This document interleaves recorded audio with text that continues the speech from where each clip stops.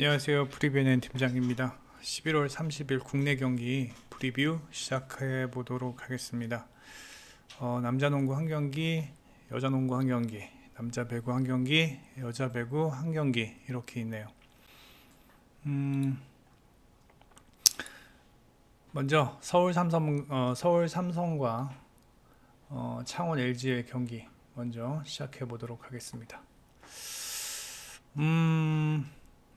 일단 서울 삼성은 직전 가스공사한테 106대 75, 뭐 거의 30점 차 대패를 하였는데, 그도 그럴 게 지금 서울 삼성의 백코트 라인이 붕괴됐습니다. 예.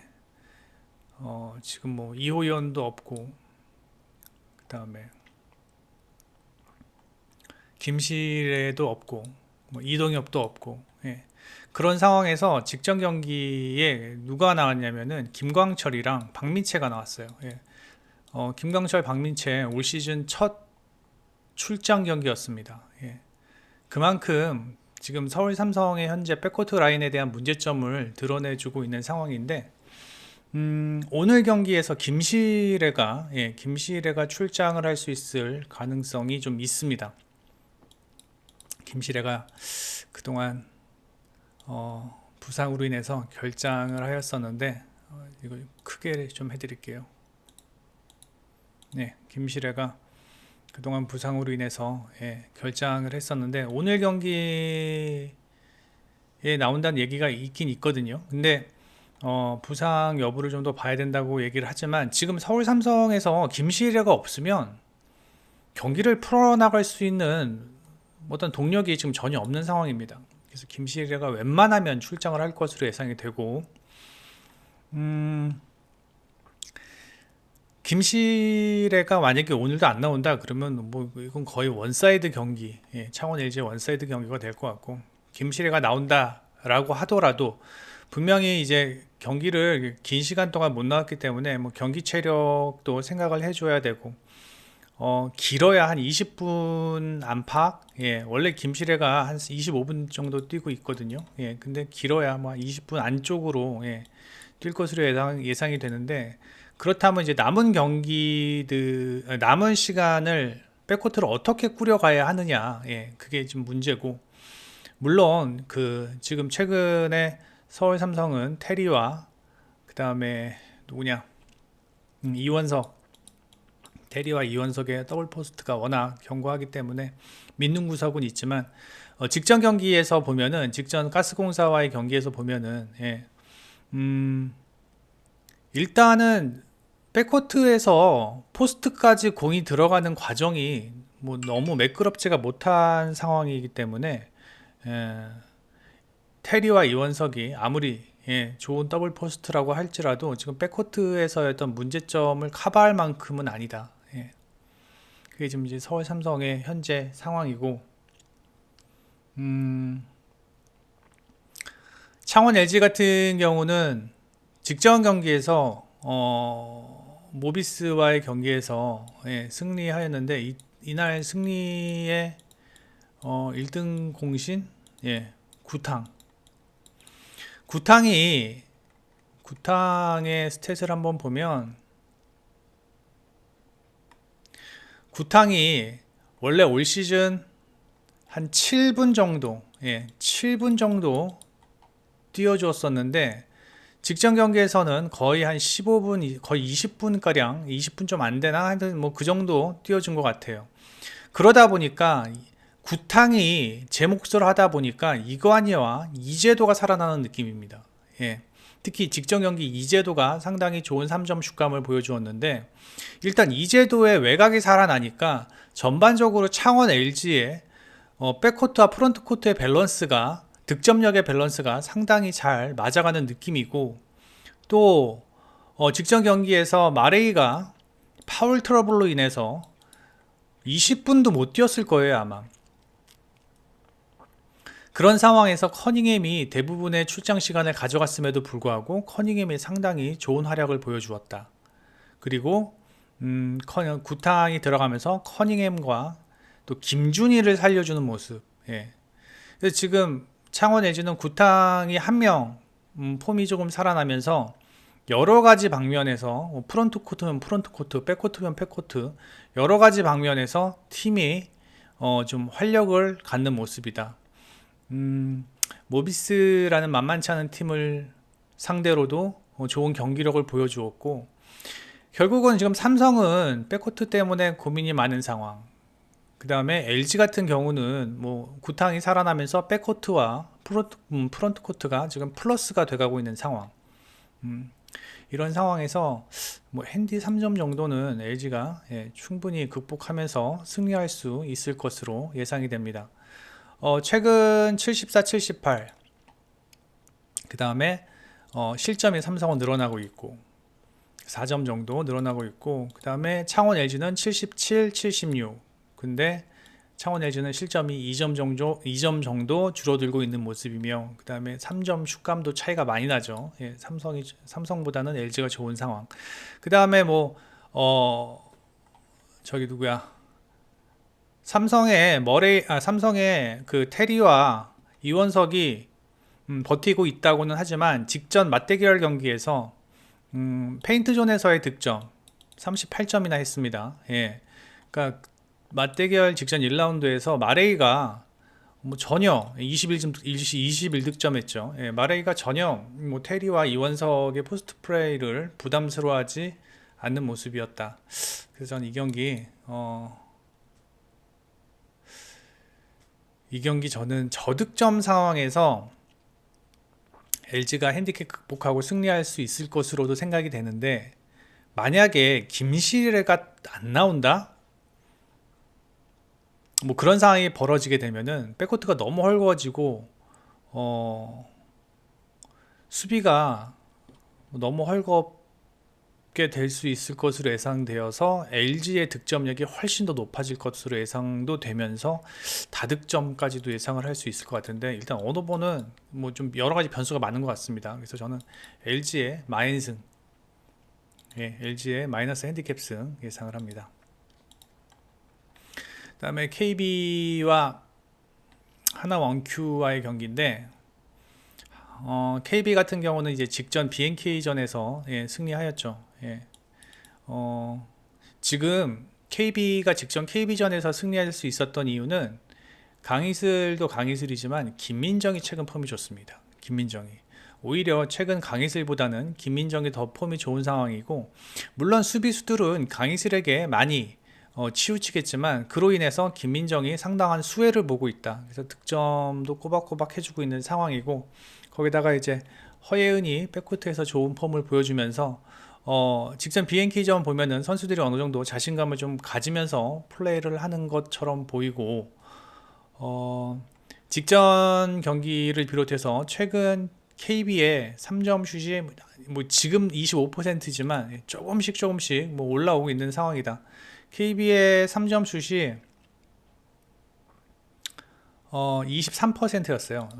오버롤이 23%였었는데 지금은 25% 정도. 그리고 직전 경기에서는 30%가 조금 안 됐었어요. 한 28% 정도 됐었는데 KB의 슛감이 조금씩 살아나는 모습이고, 그 다음에 하나원큐 같은 경우는 정말 답이 없어요. 얘네들은 너무 답이 없는 것 같아요. 일단 직전 경기 삼성생명전에서 배혜윤이 빠졌음에도 불구하고 뭐 전혀 포스트에서 양인영이 전혀 제 역할을 해주지 못하고, 그 다음에 신지원도 부상 이후 복귀하면서 폼이 조금 떨어지는 모습이고, 그 다음에 김혜나는 현재 부상 중이어서 오늘 경기까지는 결정을 할 것 같고, 그러다 보니까 지금 뭐 백코트에서 볼핸들러 역할을 신지원이 하다 보면은 메이드 해줄 선수가 없고, 그렇다고 신지원이 뭐 포인트 득점에 좀 신경을 쓰려고 하다 보면은 볼 핸들링을 해줄 만한 선수가 없어요. 볼 핸들러가 없다 보니까 뭐 덜컹거리고 뭐 제대로 백코트에서 공도 돌아가지 않는 모습이고, 그러다 보니까 전반적으로 좀 경기력이 좀 많이 안 좋다. 그 다음에 양인영이 좀 뭔가를 좀 해줘야 되는데 전혀 양인영이 정상적인 폼을 보여주지 못하고 있다, 그런 느낌이 들고, 일단은 두 팀의 경기 최근 야투도 안 좋고, 야투가 3점 적중률이 30%가 안 되는 상황. 물론 필드골에서는 KB가 47% 정도. 예. 뭐 이 정도면 괜찮죠. 예. 그래서 저는 일단 KB가 승리하는 데는 큰 어려움이 없지 않을까라는 생각이 드는데, 하나원큐의 득점력을 생각을 한다면 저득점이 맞는 것 같고요. 예. 그 다음에 KB의 승리. 그 다음에 이 마이너스 8점은 글쎄요. 저 마이너스 8점은 좀 많지 않나? 예. 일단 저는 핸디는 패스를 하는데 그렇다고 하나원큐의 플러스 핸디캡을 살 수도 없는 상황이고, 예.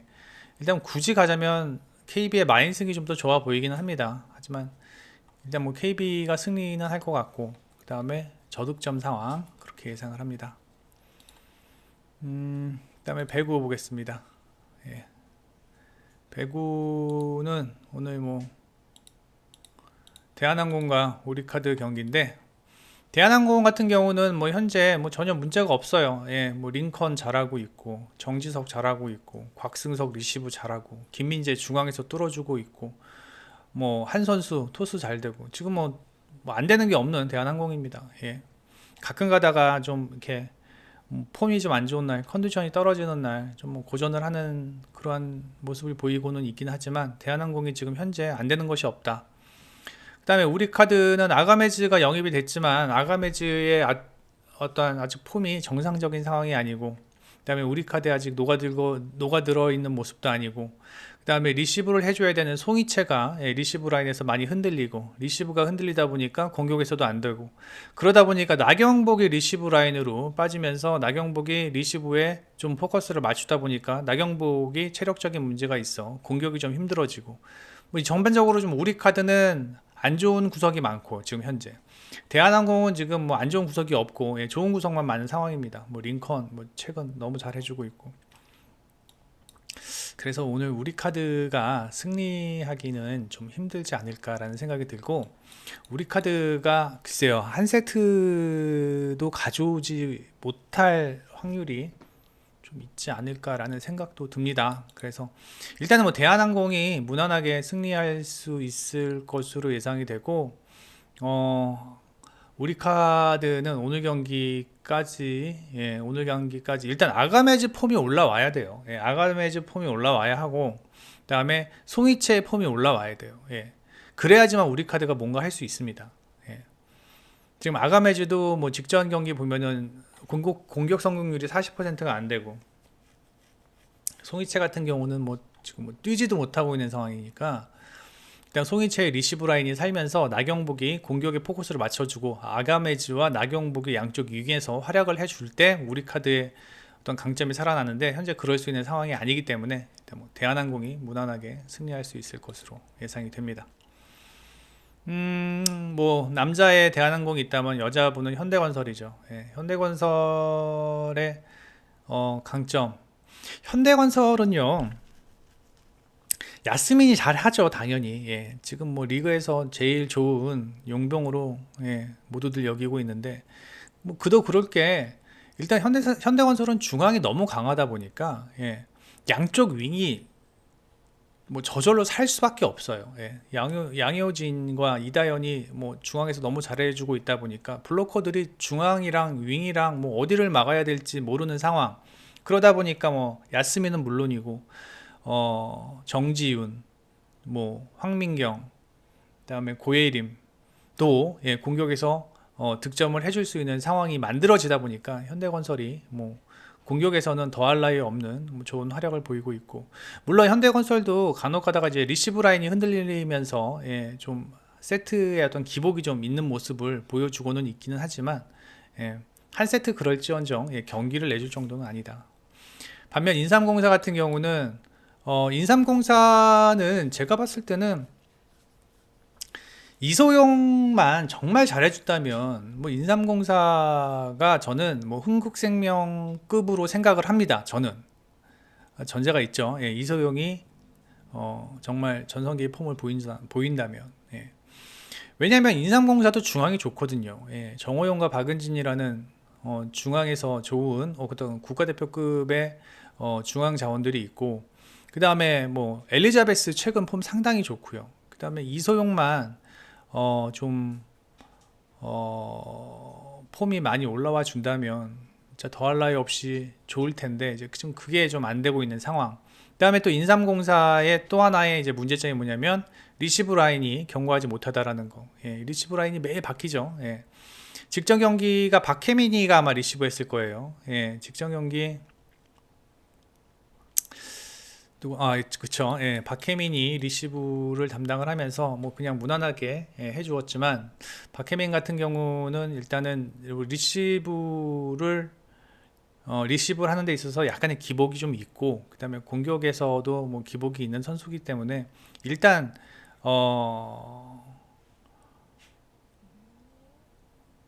일단 박혜민 라인이 저는 KGC 인삼공사의 뭐 핸디캡이라고 생각을 해요. 예, 박혜민.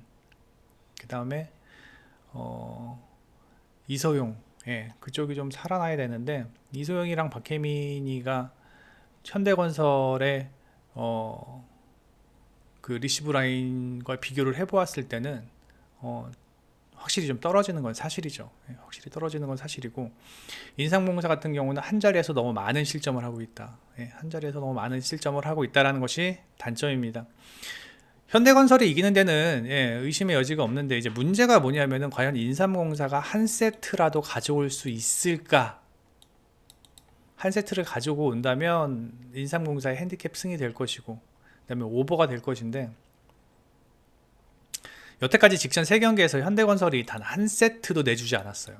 단 한 세트도 내주지 않았고 직전 맞대결의 경기에서는 현대건설이 3대2로인가 승리하였죠. 예, 그때 KGC 인삼공사가 나름 견고한 모습을 보여주었는데 그때 아마 야스민이 없었을 거예요. 아마 황현주가 대신 나와서 경기를 했던 경기가 아닌가 싶은데 오늘 경기는 충분히 현대건설이 원사이드하게 가져갈 수도 있을 경기라고 생각은 됩니다만